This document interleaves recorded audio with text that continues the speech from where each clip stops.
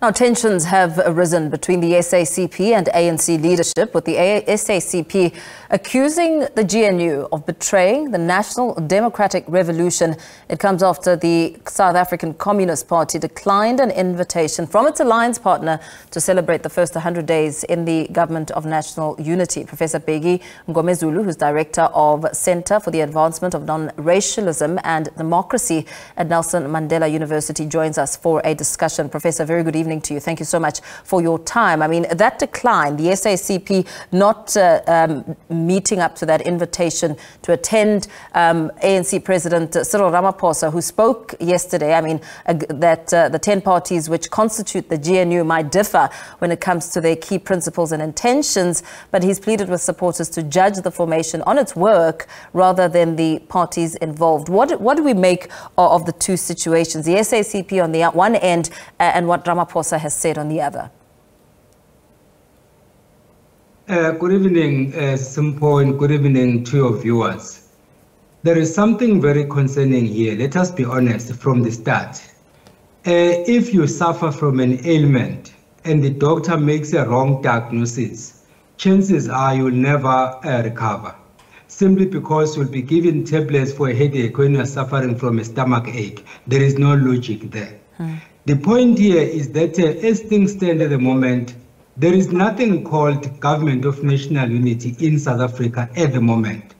What we have is a multi-party coalition which was assembled by the ANC by virtue of the fact that it got 40% of the national vote, thereby being the highest ranking party amongst all political parties that contested the election. But to call it a Government of National Unity is a wrong start, it's a wrong diagnosis, and therefore all the cures that we are trying to bring forth will not work. That is the first point. The second point then is what Solomon Paile and the SACP are complaining about. They are saying that the discussions that happened prior to the formation of this multi-party coalition were not done in fairness, in the sense that initially the understanding was that there was going to be a grand coalition between the ANC and the DA. Then later on, there was a change of mind to then include other political parties, which is why then we have this multi-party coalition, which was then wrongly labeled.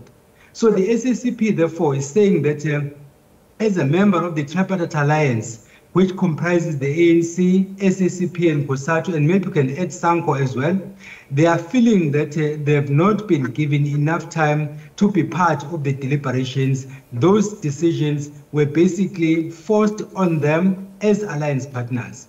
And then after this multi-party coalition had been constituted, they've been basically the silent partners, so to speak, and the DA, more especially Helen Zille, has been the loudest in this coalition government called GNU, which is definitely not, as I've already pointed out. So that is where the problems are, and we are most likely to see a number of these contradicting views coming forth, simply because the diagnosis is wrong, and therefore the cure will also be wrong.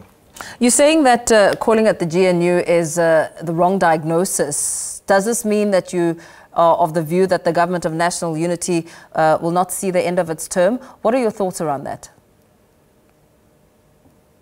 They may try to keep it, but they won't be keeping a GNU. They'll be keeping a multi-party coalition.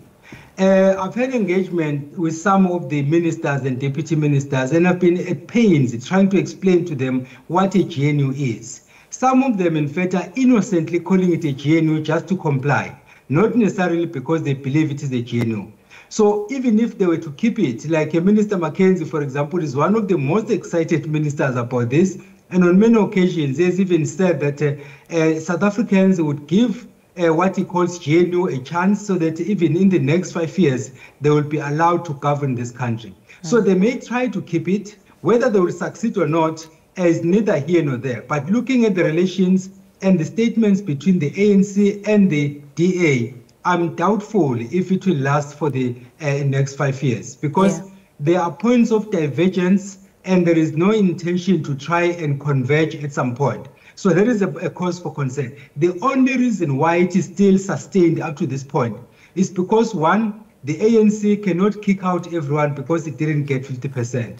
Second, the DA does no longer form a shadow cabinet because it is now part of the multi-party coalition. And these are the bigger parties that are there. The other two picker parties, the MK party and the EFF, are not part of this coalition, which would have meant that it will be a government of national unity, because by definition, a government of national unity means that you bring together major political parties in an event that there was no outright winner. So in this case, the ANC, the DA, MK party, and then the EFF, which got 9%. The IFP got 3%. Others got 0.0 something percent, but they are part of what is called GNU. Then it cannot be GNU. Yeah. So as we evaluate all of that, we're learning that parties in the Progressive Caucus, such as the MK party and EFF, are dismissing the GNU government, claiming it's hobbled by ANC-DA disputes and, of course, the debates around policy taking center stage over the last few months.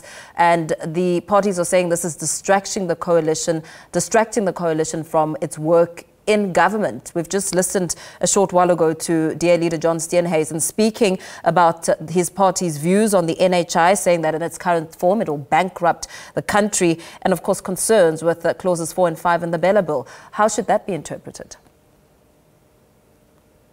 It's a cause for concern, Paul, not just for the SACP, nor for the ANC or any other political party for that matter, but for every South African. Because remember, the decisions that are taken by our politicians are not only binding to politicians, but they are binding to all of us. So in this case, if they take decisions that don't make sense from a practical point of view, then it means that the end users, you and I, will be on the receiving end. And therefore, there will be challenges. So what the SACP is raising are issues of significance in the sense that they are arguing that most of the discussions seem to have happened between the ANC and the DA, and an attempt has been made to satisfy the DA. The president, in fact, in the clip that you played, is on record saying that they're to suspend certain parts of the Bella Act, clauses 4 and 5 to be exact, simply because the DA was not happy, not because all other members of this coalition government were not happy, but because the DA was not happy. So the question then is this a grand coalition? Because a grand coalition basically means that you have two political parties that have divergent views on certain issues, policy issues, that come together because there was no outright winner, and then they constitute government. Had the ANC and the DA come together, that would have been a grand coalition.